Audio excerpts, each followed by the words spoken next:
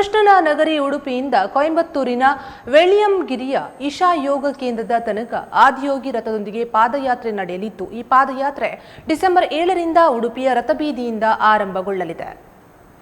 ಒಟ್ಟು 70 ದಿನಗಳ ಪಾದಯಾತ್ರೆ ಇದಾಗಿದ್ದು, ಫೆಬ್ರವರಿ 13ರಂದು ಇಶಾ ಯೋಗ ಕೇಂದ್ರಕ್ಕೆ ಈ ಪಾದಯಾತ್ರೆ ತಲುಪಲಿದೆ.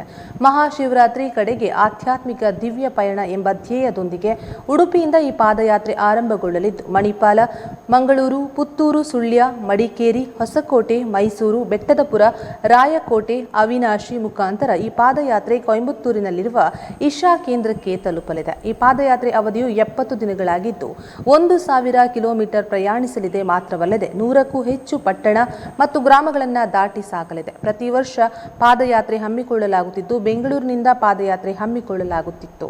ಕಳೆದ ಬಾರಿ ಮೈಸೂರಿನಿಂದ ಪಾದಯಾತ್ರೆ ನಡೆದಿದ್ದು, ಈ ವರ್ಷ ಉಡುಪಿಯಿಂದ ಈ ಶಿವಯಾತ್ರೆ ನಡೆಯಲಿದೆ.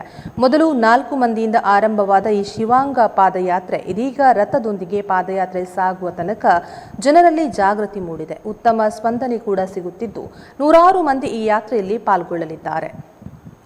ಆಸಕ್ತ ಸಾರ್ವಜನಿಕರು ಸಹ ಈ ಯಾತ್ರೆಯಲ್ಲಿ ಪಾಲ್ಗೊಳ್ಳಬಹುದು ಎಂದು ಸಂಘಟಕರು ತಿಳಿಸಿದ್ದು, ಈ ಸಂಖ್ಯೆಗೆ ಕರೆ ಮಾಡಿ ಹೆಚ್ಚಿನ ಮಾಹಿತಿ ಪಡೆದುಕೊಳ್ಳಬಹುದಾಗಿದೆ. ಸೊ ಈ ವರ್ಷ ಶಿವಯಾತ್ರೆ ಬಂದ್ಬಿಟ್ಟು ನಮ್ಮ ಉಡುಪಿಯಿಂದ ರಥಬೀದಿಯಲ್ಲಿ ಸ್ಟಾರ್ಟ್ ಆಗಿ ರಥಬೀದಿಯಲ್ಲಿ ಆರತಿಯೊಂದಿಗೆ ಸ್ಟಾರ್ಟ್ ಆಗಿ ಫೆಬ್ರವರಿ 13ನೇ ತಾರೀಕು ಕೊಯಂಬತ್ತೂರಲ್ಲಿ ಎಂಡ್ ಆಗಲಿದೆ. ಸೊ ನಾವು ಈ ರಥಯಾತ್ರೆಯನ್ನು ಎವ್ರಿ ಇಯರ್ ಫ್ರಮ್ ಬ್ಯಾಂಗ್ಳೂರಿಂದ ಮಾಡ್ತಿದ್ವಿ. ಹೋದ ವರ್ಷ ಮೈಸೂರಿಂದ ಸ್ಟಾರ್ಟ್ ಮಾಡಿದ್ದೀವಿ. ಈ ವರ್ಷ ಉಡುಪಿಯಲ್ಲಿರೋ ವಾಲಂಟಿಯರ್ಸ್ ಎಲ್ಲ ಮುಂದೆ ಬಂದು ರಥ ಬೇಕು, ನಮ್ಗೆ ಇಲ್ಲಿಂದ ಆದಿಯೋಗಿನ ತೊಗೊಂಡು ಹೋಗಬೇಕು, ಎಲ್ಲ ಹಳ್ಳಿ ಮುಟ್ಟಬೇಕು ಅಂದ್ಬಿಟ್ಟು ಈ ಉದ್ದೇಶದಿಂದ ಎಲ್ಲರೂ ಸಾಧಕರು ಒಟ್ಟಿಗೆ ಸೇರಿ ಉಡುಪಿ, ಮಂಗಳೂರು ಎಲ್ಲ ನಮ್ಮ ಸಾಧಕರೆಲ್ಲ ಸೇರಿ ಇಲ್ಲಿಂದ ನಾವು ರಥನ ಕೊಂಡೊಯ್ತಾ ಇದ್ದೀವಿ.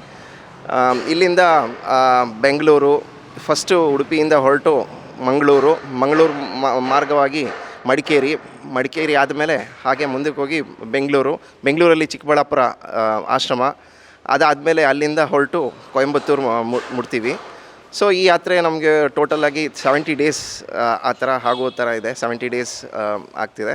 ಇದು ಟೋಟಲಿ 1000 ಕಿಲೋಮೀಟರ್ಸ್ ಕವರ್ ಮಾಡ್ತಾಯಿದ್ದೀವಿ ಈ ಯಾತ್ರೆಯಲ್ಲಿ.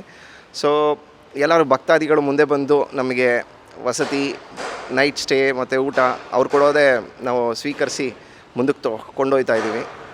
ತುಂಬ ಸಂತೋಷ ಆಗ್ತಿದೆ. ಉಡುಪಿಯಲ್ಲಿ ಫಸ್ಟ್ ಟೈಮ್ ತುಂಬ ಒಳ್ಳೆಯ ರೆಸ್ಪಾನ್ಸ್ ಇದೆ. ಇಲ್ಲಿ ಇರೋ ಎಲ್ಲರ ಜೊತೆ ಮಾತಾಡಿದ್ದೀವಿ.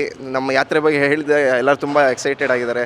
ಎಲ್ಲ ಮುಂದೆ ಬಂದು ಅವರ ಒಂದು ಪ್ರೆಸೆನ್ಸ್ ಇಲ್ಲಿ ಬಂದು ನಾವೆಲ್ಲ ಬರ್ತೀವಿ, ಯಾತ್ರೆಗೆ ಬರ್ತೀವಿ, ನಮ್ಮ ಮುಂದೆ ಬರ್ತೀವಿ ಅಂತ ಹೇಳಿದ್ದಾರೆ.